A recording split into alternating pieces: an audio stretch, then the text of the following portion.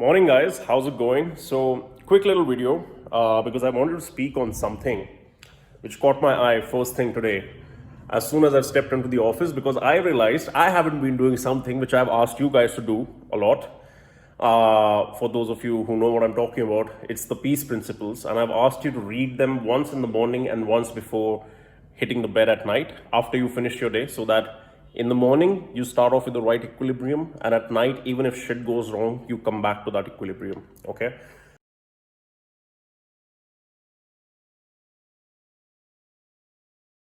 So number 9 caught my eye, which is happiness is an ongoing process, because I found myself in the requirement to stand in front of these principles today. But the principle goes on to be explained. Breaking inertia or adapting to change will always be painful if you're expecting predictability. And that's the key word over here, by the way. Life is about responding to ever changing stimulus. Failing to understand that will keep you perennially dissatisfied.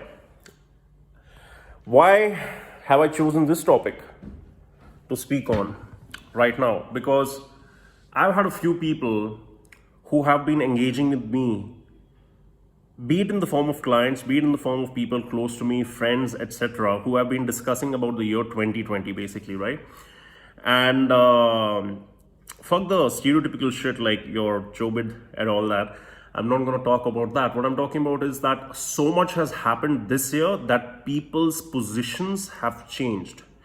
Like their orientation has been disturbed, where they would usually find themselves in life, and then where they are now has completely changed.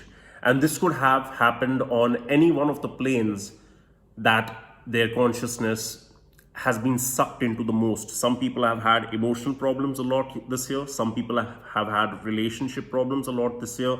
Families have been disrupted, marriages have broken down. All the stuff which this big distraction was designed to do, which is basically weaken the human being even more so that he submits to the great plans, which we're not going to get into. That stuff has been happening, right? Because we spent this year primarily receiving stimulus from this, which is the phone. The world came to us via the screen rather than the world being absorbed by us naturally, as it would have been if we were regular, healthy human beings living a natural life. But that has not been happening. And when I said that the unpredictability part is the key word, what I mean to say, or what I shared with all these people, right, is that it's not an end stage happiness, for example, which we know, like, okay, it's not that once I have X amount of money in my bank account that I'm going to be happy, or once I have my girlfriend agree to marry me and I'm going to have a family, okay, that's going to be happy. That's, the stage that I want to reach. And then after that, I'm going to be content. And after that, I'm going to be happy and, everything is going to be chill. Doesn't work that way, sorry. And the reason it doesn't work that way is because if happiness was supposed to be the meaning of life, then life would not be irritating. And what do I mean when I say irritating? What is life ultimately? You are an organism in this biosphere, right? You're on the earth. You're there with other people from your own species, and then there is nature also all around you. And normally we think of ourselves to be in the middle of this biosphere, but actually the truth is that we are just one component of that cycle of the biosphere. So again, that's a different topic. If you guys ever want me to go deeper into these little things that I keep mentioning, but maybe I have not spoken about much, be it on the podcast, in the meetups with TFM, the Brotherhood, just write that down in the comments so that I know that, okay, this is stuff that you guys are curious to listen to, and I would love to talk about more different things. But ultimately, life is irritation. And life is irritation in the format that no matter what you do, the biosphere, for example, is not going to be in your control. The world you live in is not going to be in your control. So even if your girl tells you that she loves you and she marries you, what is the guarantee that she's going to keep loving you or she won't turn into a bitch later? And same thing goes for guys, right? Maybe you're working hard right now because there are these things which you want to achieve just on the physical plane of life.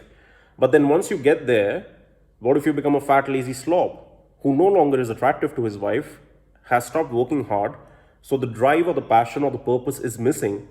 I can keep going on and on with the examples. But the key point over here to understand is that irritation is not going to stop. No matter where you are, no matter how much you make, no matter how hot you are, things do become easier, life becomes more fun, you get more freedom, which is a major currency to earn, right? That is basically what this has been built upon, for a man to earn back his freedom. But the one thing which people don't understand, because of which the principle says that happiness is an ongoing process, is that that end stage is never going to be permanent, because we also know that change is the only constant. So even if you reach there, the elements that are in your environment which make you feel good about yourself are going to be disturbed or are going to change their nature, no matter what we are talking about right now.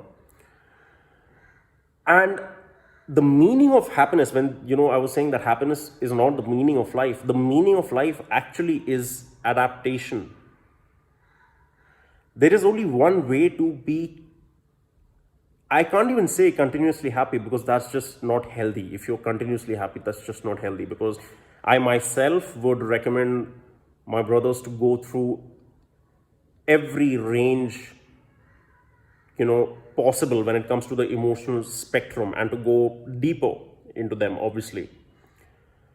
So at the end of the day, even if, for example, we've had a shit day, or we've had a sad day, or we were betrayed, or whatever, we do want to get back to happiness, right? And in order to do that, we can't think about what do I do to make myself happy again, because in order to achieve that, what people end up doing is chasing these instant gratification methods, such as, it could be as easy as something which is a social lubricant like alcohol, it could be drugs, it could be porn, it could be Tinder, it could be anything when it comes to immediate gratification. And there's nothing wrong with any of that, because who am I to say what's right or wrong? But what I mean to say that ultimately the viewpoint towards having a life which you are happy with, maybe not content with, but happy with, it's only going to happen as long as you understand that you got to be more flexible than the environment that you're in. Why do people burn out? Why do people suddenly find it difficult to manage, let's say, a relationship with their other things in life? It is because maybe they're lesser flexible than the environment that they're welcoming into their life, or that they're trying to get into.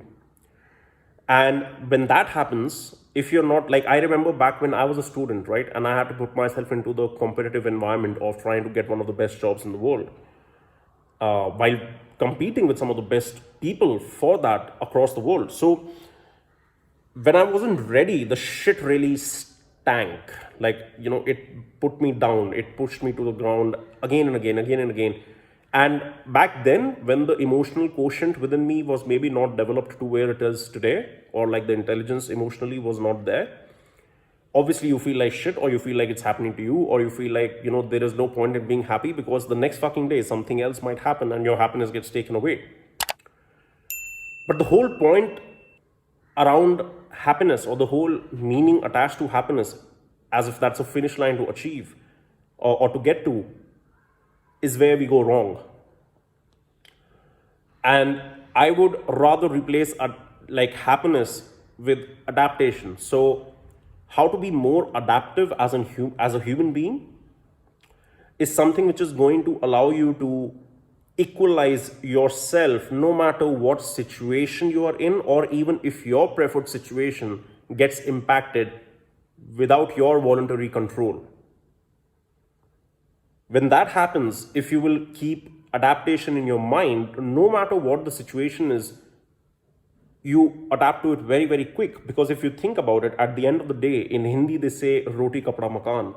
The same thing I want to apply in English, that food, clothing, shelter, as long as you have that, technically you're better off from a lot of people. Compared to a lot of people, you're better off. But then after that, how do you maintain that state of satisfaction or happiness in your head where you're a little grateful for where you are? And even if the situation is shit, to practice gratitude within that is only going to happen if you start thinking about adaptation rather than solving the problem or solving the situation or fixing it, whether it's a relationship, whether you got fired, whatever it is. Yes, the practicality comes later in terms of which solution to apply now. But up until then, the only thing that can be done is playing with yourself, not in the sexual way, playing with yourself in the form of the way you respond to the stimulus coming your way, to the irritation coming your way. That defines what your meaning of life is. And this can go really deep because the way you respond could be something which, even in bad situations, ultimately leads you towards your purpose. Because if you have a purpose, right, so it acts as a guiding beacon. That's your compass, like the North Star. And then your response obviously becomes a little more tuned into the right direction. A lot of people don't have a purpose, and for them to respond in a way where they can take the meaning of adaptation into something which is positive for themselves is going to be difficult because there is no grounding point or orientation that they need to orient themselves towards. So obviously having a purpose helps. But in the first place, even if you don't have a purpose, the way you respond to a lot of things in life is going to tell a lot about you. And unfortunately, there's not a lot of happy people walking around. There's a lot of people living the lives that they themselves don't want to live, but either others want them to live that way or they think that that is the way to live. And hence, whenever shit goes wrong, they get shaken up. Because you see, they are living a life which is not really coming truly by being in control of the responses that they're giving out into that biosphere. Where if a stimulation takes place, irritation takes place, they respond almost with a knee-jerk reaction. There is no waiting time between the response given to the stimulus from the time that the stimulus was received. And that can only happen when you're someone who is in the driving seat of your own consciousness, for example, where I think I mentioned this in one of the previous things which I recorded, where I said take time before you take action, and that is one of the power principles. But in terms of happiness or in terms of peace, if you can start being more aware of the way you respond to everything, even if it is a message from a girl who you are supposed to meet tonight for a date and she cancels at the last minute, stops picking your calls, do you feel like shit? Do you feel like, why the hell, I thought like, it was going to happen, I was going to meet her and this was going to go well, but then, okay, what the fuck is happening now? Why is this out of my control? That pisses us off. Because with this device in our hand, we are trained to think that a lot of things are in our control. Simply put, if you take a 13-year-old kid today, they think that they know life and they think that they know a lot.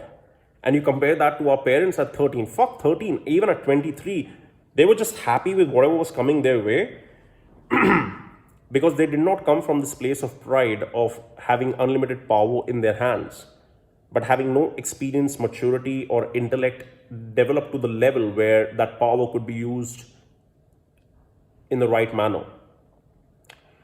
So, if you want to take one thing away from this particular monologue of mine, it is simply that happiness is an ongoing process, principle number 9 from the peace principles, and it talks about not being stuck in involuntary responses to what happens to you, and rather identifying where, how, why you are responding the way you are responding, and are you in conscious awareness of that, and if yes, can you control that?